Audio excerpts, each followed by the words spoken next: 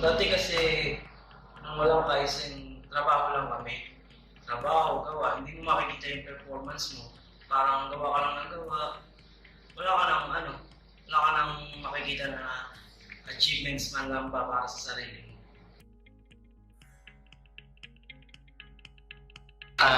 Para sa akin yung dati.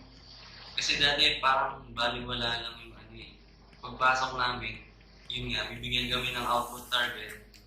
Tapos, pagka na-output na namin yun, uwi na kami. Before kasi, hindi siya ganun ka-standard yung procedure, yung process. Hindi ganun ka-ganda yung pamamalakad. Malaking pinagbago ng intern sa team namin. Talagang nag-improve siya even before. Ibang-iba na siya ngayon. Malaking pagbabago sa company, lalo na sa mga facilities, mga rules and regulation. Yung sa una, nagiging conscious kami about dun sa dami or sa quantity and quality na binibigay namin.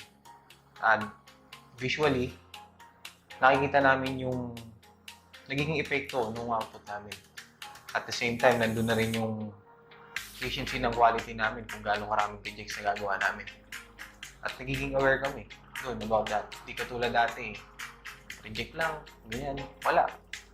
Parang wala lang. Malaki yung pagbabago ngayon kasi nagiging aware kami sa mga nagiging rejection and performance namin every day, every week, and months.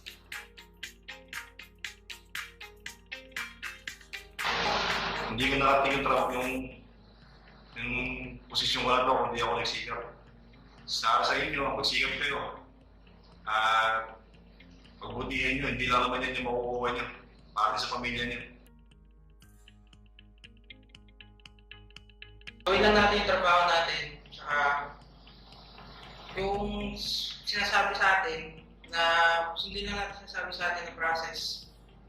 Kasi yun lang din naman yung makakabuti. Tsaka yun lang din naman yung tama. Hindi naman sila magsasabi kung hindi tama. Just do your best and challenge yourself.